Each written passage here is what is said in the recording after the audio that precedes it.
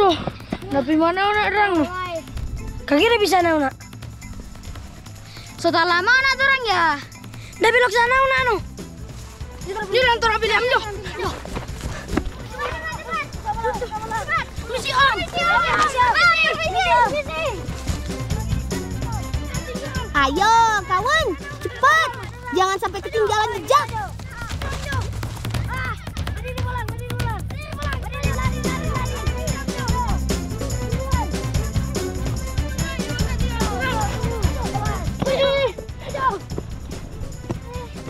Itu apa yang dia? Oh, Fiona. Gawat, aku harus membuat strategi. Ya, kami akan berpencar. Pusara di sana. Kita jaga di situ. Sedikit lagi. Ayo, kejar. Cepat. Sana tuh motor. Jom.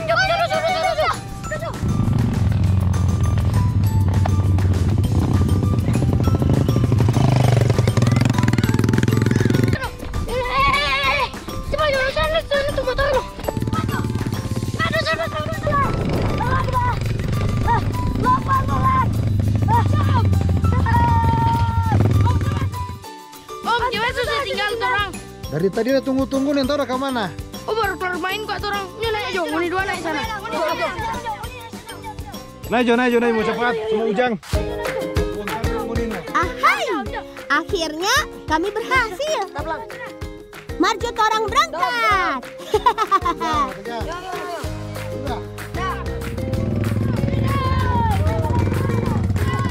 Cihung. Teman, kami sedang menuju ke kebun daun bawang. Ini adalah kendaraan khusus untuk mengangkut hasil panen. Namanya Kalero. Berbeda dengan kendaraan roda 2 pada umumnya, Kalero bisa melintas di jalan yang sempit dan berlumpur. Tak hanya itu, kendaraan serbaguna ini juga bisa mengangkut muatan dalam jumlah besar. Bisa 5 sampai 6 kuintal lebih. Bukan main.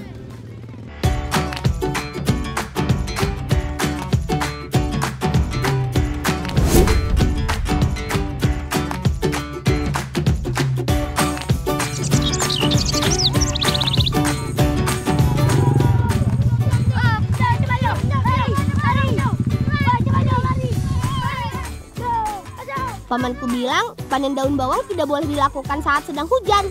Karena ketika basah, daun bawang akan mudah rusak dan busuk. Daun bawang bisa dipanen setelah 2,5 bulan dari saat bibit ditanam. Tandanya jika rumputnya mulai banyak dan sebagian daunnya sudah menguning. Nah, seperti ini. Begini cara panennya. Cabut daun bawang, kemudian bersihkan tanah yang menempel di akarnya. Susun pelan-pelan supaya daun bawang tidak patah atau terlipat.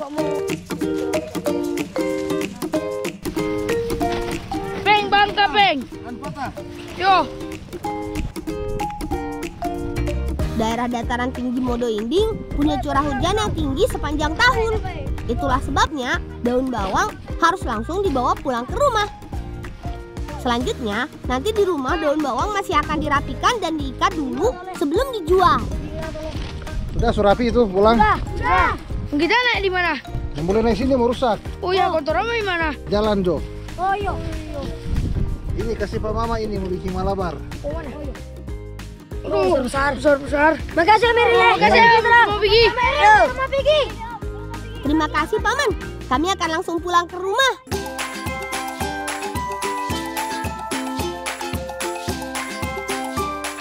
Di rumah, kakakku sudah menyiapkan bahan dan bumbu untuk membuat kue malabar. Ayo kawan, saatnya berbagi tugas. Kue malabar terdiri dari 2 bagian, yaitu isi dan bagian kulit. Yang sedang kami siapkan sekarang adalah bahan untuk membuat isi, yaitu memotong daun bawang, jagung, dan menghaluskan tahu putih. Semangat! Tidak mau kalah, kakak juga sedang sibuk membuat kulit malabar. Dari bahan tepung terigu yang dicairkan, kemudian dimatangkan di atas loyang. Kak, sama jadi itu kak. Nah gitu. Mantap. Oh iya teman, kue malabar yang sedang kami buat ini nantinya akan kami hidangkan di acara gotong royong. Hari ini, Paman akan mengundang banyak tetangga untuk mendirikan rumah. Itu artinya kami juga harus bersiap. Bahan yang sudah siap kami campurkan menjadi satu adonan. Setelah tahu dan telur, selanjutnya masukkan potongan daun bawang. Lalu tambah dengan potongan wortel dan jagung. Aduk sampai adonan tercampur merata. Terakhir baru deh masukkan bumbu dan garam untuk memperkuat rasa. Teman, biarpun adonan sudah lengkap dengan segala bahan dan bumbu, tapi proses belum selesai. Adonan akan kami matangkan dulu dengan cara ditumis.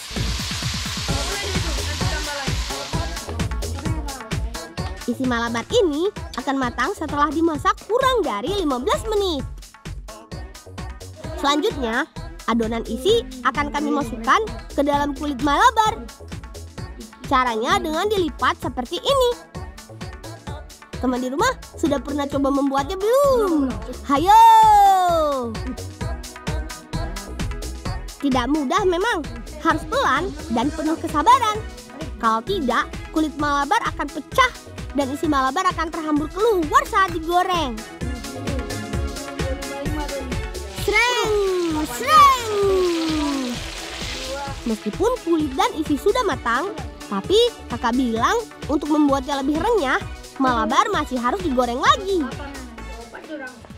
Kalau kulitnya sudah berubah kekuningan, itu tandanya malabar sudah bisa dihidangkan. Pulang, sudah ini no. Kenapa? Oh iya, mana? Dari sana ya. Waktu yang ditunggu akhirnya datang juga. Hari ini, Paman sengaja mendatangkan banyak orang untuk gotong royong mendirikan rumah panggung khas Minahasa. Selamat datang di Desa Mokobang, salah satu desa di Minahasa Selatan yang menjadi pusat pembuatan rumah panggung. Uniknya, rumah panggung ini dibuat dengan konsep bongkar pasang. Jadi, lebih mudah dipindah dan dipasang lagi di lokasi yang berbeda. Bangunan rumah dibuat dari jenis kayu yang berkualitas. Mulai dari kayu wusel, kayu kulit kuning atau meranti, dan kayu aliwowos atau cempaka. Wah, pasti sudah pada capek tuh. Yuk, kita hidangkan. Halo Lang. Waktunya istirahat sebentar, Paman. Ya, kopi dulu.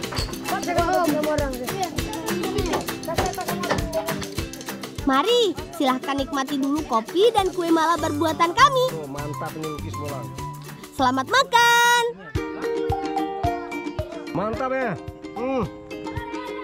Aku juga mau ikutan nyobain ah. Oh, betul. Kalau ini sih enak banget. Gurih dan bumbunya pas. Tuh kan, semua suka. Besok buat lagi ah.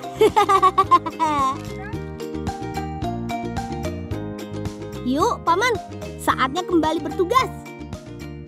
Tapi kami mau ikut bantu boleh ya? Nggak apa-apa, bagian yang ringan-ringan aja. Selain unik, rumah panggung dengan konsep bongkar pasang bisa didirikan dalam waktu yang singkat. Dengan tenaga 6-9 orang, rumah panggung ukuran sedang bisa selesai dalam waktu kurang dari 3 hari. Keren!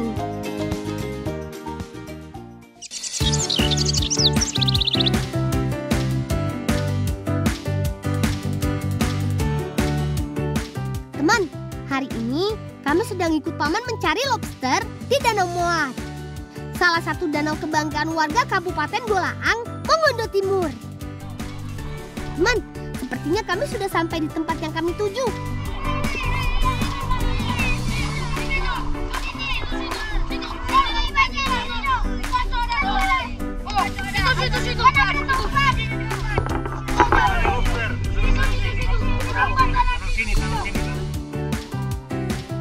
Menangkap lobster kami lakukan dengan cara memasang jerat bubu. Jangan lupa pasang dulu parutan kelapa sebagai umpan ya. Paman bilang lobster banyak sekali bermain di tepian danau. Tandanya jika banyak rumput liar yang tumbuh. Setelah diikat kuat, jangan lupa tutup bubu dengan potongan rumput untuk menjaganya tidak hanyut. Nah, beres deh. Bubu ini akan kami tinggal selama 1 malam.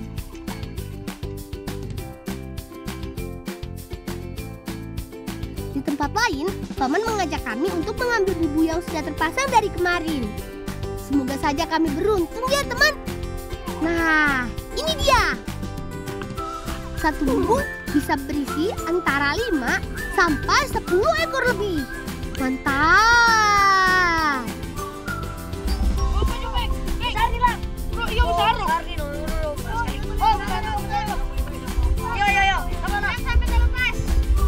Awas, kasih terlepas. Oh iya teman, selain berbeda habitat atau tempat hidupnya, lobster air tawar dan air laut punya perbedaan yang mencolok loh.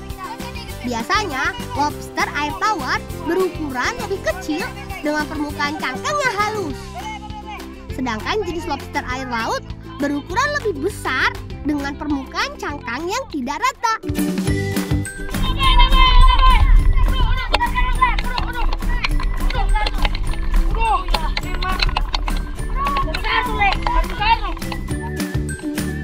Wih, seru!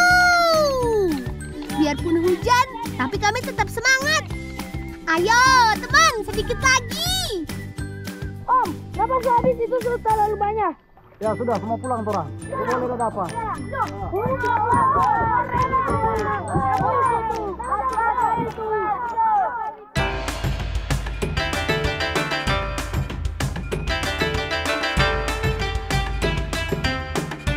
Sampai di rumah, kakak sudah menyiapkan bumbu untuk masak lobster. Jauh sekali jaga bebe itu api, jangan dia mati. Bagaimana ini? Panas! Udah nanti kalau misalnya semati kok ngomong kita apa gitu. Gimana? Teman di rumah, mau ikut seru-seruan memasak bersama kami? Kali ini, kami sedang membuat lobster saus santan. Bahan utamanya tentu saja adalah lobster yang tadi kami dapat. Bahan lain yang kami siapkan adalah bumbu halus dan daun bawang potong. Setelah dicuci bersih, kakak akan menggoreng lobsternya. Tidak perlu waktu lama. Dengan api yang menyala stabil, cangkang lobster akan menjadi merah setelah digoreng kurang dari 15 menit. Teman, bumbu halus aku buat dari bahan kemiri, bawang merah, bawang putih, dan cabai. Semua bahan aku tumbuk sampai halus. Oh iya, masih ada satu lagi bahan yang harus kami buat, yaitu santan kelapa. Apa yang paling jago mengerjakannya? Ayo Peng, semangat! Sekarang semua bahan dan bumbu sudah jadi. Yuk Kak, saatnya beraksi. Setelah daun pandan dan batang serai dimasak, selanjutnya masukkan potongan daun bawang. Aromanya nggak nahan. Selanjutnya tambahkan dengan bumbu yang sudah ditumbuk halus. Aduk terus sampai keluar aroma khas bumbu matang. Jangan lupa lengkapi cita rasanya dengan menambahkan daun salam.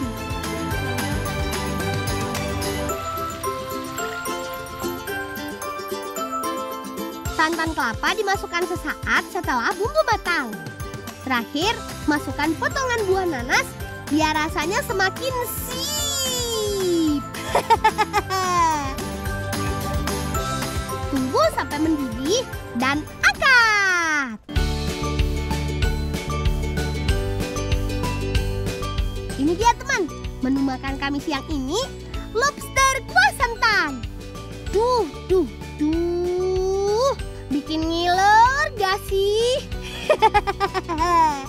Makan. Enak banget. Daging lobsternya lembut dan bumbunya pas. Nikmat banget.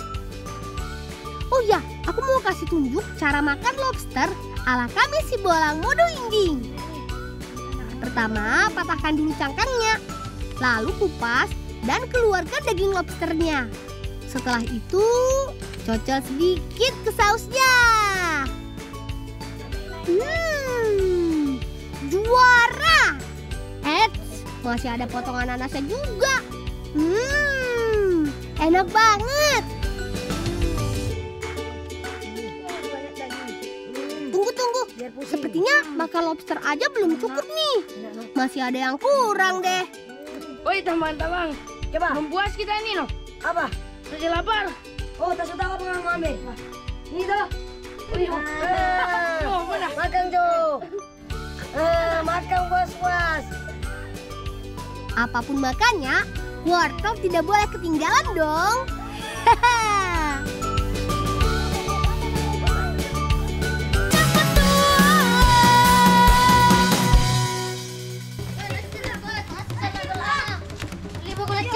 Ayo, cepat. Kita sudah terlambat nih. Teman, kami sedang menuju pondok tempat pembuatan gula merah milik bapakku. Supaya cepat sampai, kami memilih jalan pintas.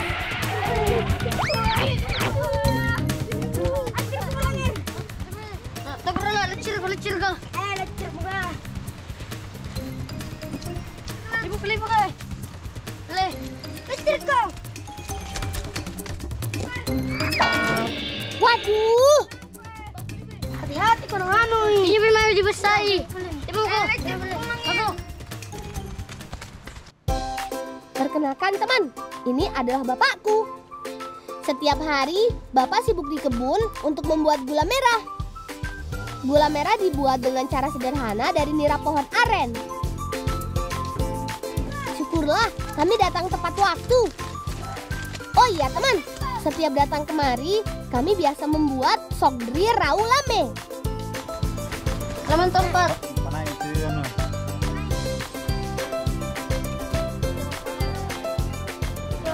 Pagawai si ko nonton.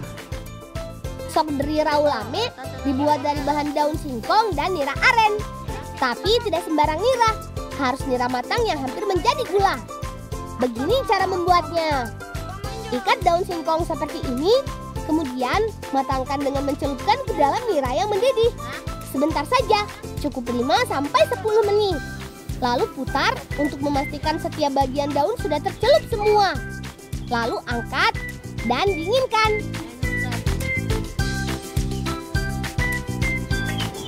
Oh, nyaman deh kedele di kandre, pulai di kandre nih. Andre, lain. Nyaman tuh Bolang. Wah, Komang suka banget tuh. Rasanya seperti keripik, tapi sedikit lembek. Manis-manis enak gitu deh. Jajanan sederhana ini harus kami buat sendiri karena tidak dijual di toko. Kalau teman di rumah penasaran, silahkan datang kemari. Nanti kami buatkan yang paling spesial deh. Setelah puas makan, sekarang waktunya kami membantu Bapak. Nira yang sudah matang didinginkan sebentar sambil terus diaduk. Selanjutnya gula dicetak menggunakan tempurung. Sengaja dipilih alat cetak ini karena mudah didapat. Selain itu, tempurung juga tahan lama. Tidak akan rusak meskipun sudah dipakai bertahun-tahun. Ini dia hasilnya, gula merah yang sudah siap dijual. Biasanya gula dijual per pasang. Uniknya, gula tidak dibungkus plastik, melainkan dengan daun coklat kering. Bapak biasa menjual gula merah ke pasar 1 minggu sekali. Banyak yang bilang gula merah dari Kindang punya cita rasa yang khas. Bolang. Nale menu siko gulay air mimin ruri tantan. Ya balik. Lu mau kapan? Iya. Kapan tala dah? Iya.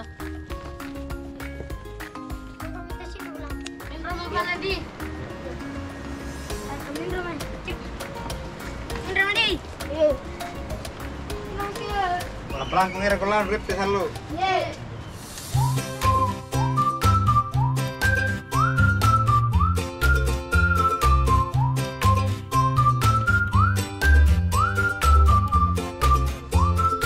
Teman, Gula merah yang kami buat tidak semua dijual.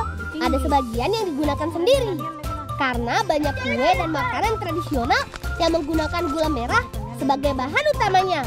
Kali ini bibiku sedang bersiap membuat kue dari bahan gula merah dan lamtoro. Tante, ini gola dari batu di bapakku. Oh iya, lah ni pare mantoin tu sampai roko-roko. Oh, Ane na de pulangin susah kamu ni anu Mian le, balisay tan tadi. ya, balir tantaku di. Iya. Tenang saja, Bi. Urusan panjat memanjat serahkan saja padaku. Teman, tidak mudah memang mengambil buah lamtoro. Karena pohonnya tinggi dan posisi buah berada di ujung dahan. Jadi, harus menggunakan galah bambu atau memanjat dan memetiknya langsung. Entah, pinre arah paket tah. Ale miro lo. Pohon lamtoro banyak tumbuh di sekitar kebun. Lamtoro sengaja ditanam sebagai tanaman pelindung kopi.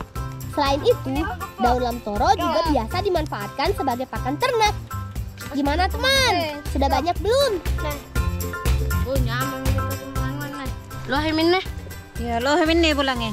Nyamang ini Boleh beli ni pare. Ya tan ini kapangnya doko-doko tua.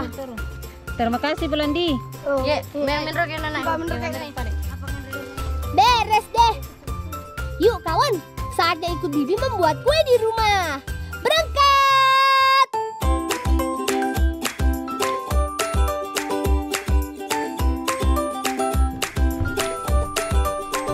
Utama di boleh nih tarik gua. Tak lah nggak asam pulusan tak balangku tu daun repairnya. Dipalik. Kawal pot.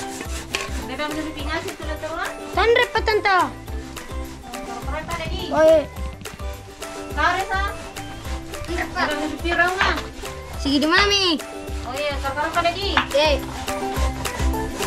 Teman, kami sedang membuat kue doko-doko lamtoro. Dibuat dari bahan biji lamtoro segar. Jangan lupa pisahkan antara biji dari kulitnya ya. Untuk membungkusnya, Reza sedang menyiapkan daun pisang dan lidi. Terus, apa lagi? Masih banyak banget.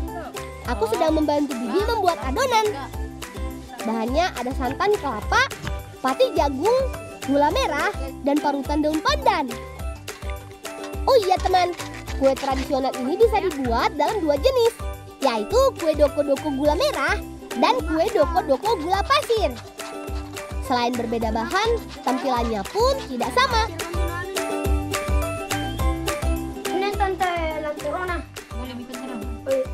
Ustaz, bolang lampu kompal lun ne anu dumpia, tapi sita kamu panak golan nadi, tak kamu panak ngasiki. Breaking, susah lah. Nah, biar tidak penasaran, yuk kita buat dulu kue doko-doko yang menggunakan campuran gula pasir. Caranya dengan merebus santan yang sudah bercampur dengan pati jagung. Lalu masukkan gula pasir dan lamtoro. Aduk terus sampai mendidih. Jangan lupa tambah pewarna makanan untuk membuatnya lebih menarik. Tunggu selama kurang lebih 15 menit. Setelah mengental, angkat dan dinginkan. Sambil menunggu kue dingin, kami bisa sambil membungkusnya. Bentuknya hampir mirip dengan kue Nagasari. Bedanya, kue doko-doko sudah matang sebelum dibungkus.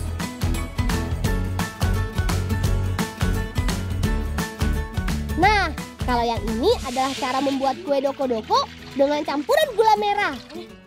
Panami gulana, Panami. jangan sih nah. Terima kasih. Balik. Selanjutnya masukkan air pandan. Setelah santan dan gula merah larut, kemudian lamtoro. Aduk tanpa menambahkan pewarna makanan. Sengaja kami akan membuatnya terlihat alami dari warna gula merah.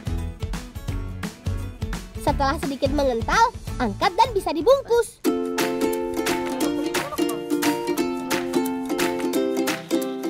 Oh iya teman, kue doko-doko bisa bertahan sampai lebih dari 1 hari. Bibiku bilang akan lebih enak kalau kue sudah dingin dan keras. Aku semakin tidak sabar pengen mencobanya, teman. Ini tahan di bulan. Umur-umuran no. Ya paling terima kasih paling ditantang minta Iya, sama-sama. Lolo ko di. Ye. Kasih ditantang. Asyik. Terima kasih ya, Bi. Kapan-kapan kami datang lagi. Iya sih mantap. Lepas bawa polisi ngarap. Iya dong. Lele. Iya loh. Nah, itu kawan-kawanku sudah menunggu, teman. Aku sengaja mengundang mereka untuk mencoba rasa kue yang kami buat. Oh, apa itu Belang? Anu, dok batu di tentaku. Engan remoga. Engan. Wah, kalau dilihat-lihat sih, mereka suka banget. Rasanya manis dan kenyal. Apalagi ada dalam toronya. Makin susah berhenti deh.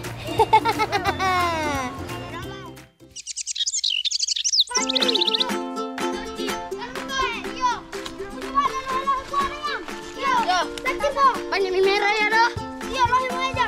Weh, kita tangan le. Kali ini kami sedang menuju pohon karoci yang katanya sedang berbuah lebat. Untuk membuktikan kebenarannya, kami akan melihatnya langsung. Nah, ini dia pohonnya.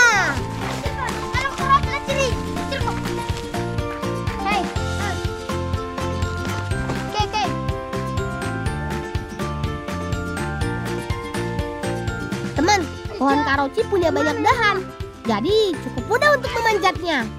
Meski begitu, kami harus berhati-hati karena banyak lumut yang sangat licin. Wah, buahnya banyak banget nih, teman. Awas, tangkap ini. Aku bebas memetiknya. Uniknya, buah karoci bergerombol pada batang pohon. Itu sebabnya pohon ini memiliki nama keren, Fasterfig. Di daerah lain, karoci disebut juga pohon luwak. Tanaman ini berbuah sepanjang tahun dengan tanda buah matang berwarna merah dan hijau ketika masih muda. Sepertinya buah yang kami dapat sudah cukup. Kami sengaja tidak memetik semua buahnya, karena bisa jadi ada orang lain yang memerlukannya juga.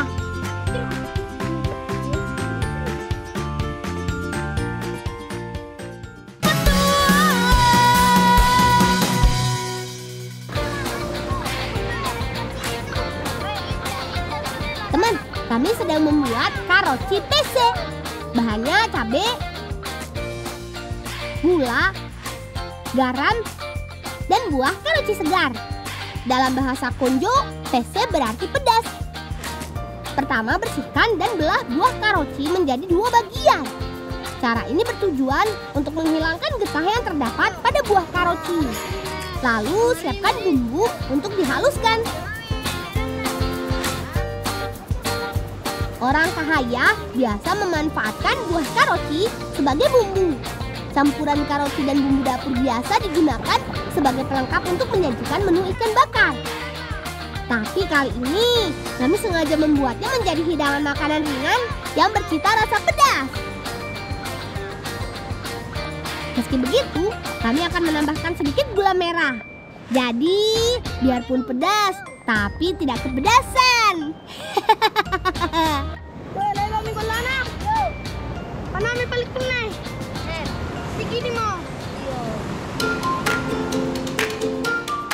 Sekilas tampilannya mirip sekali dengan bumbu rujak buah.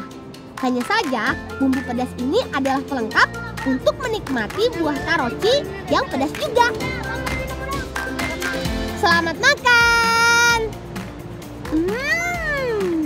Cocok banget menikmati makanan pedas di tempat dengan hawa dingin. Mantap. Ayo teman, tambah lagi.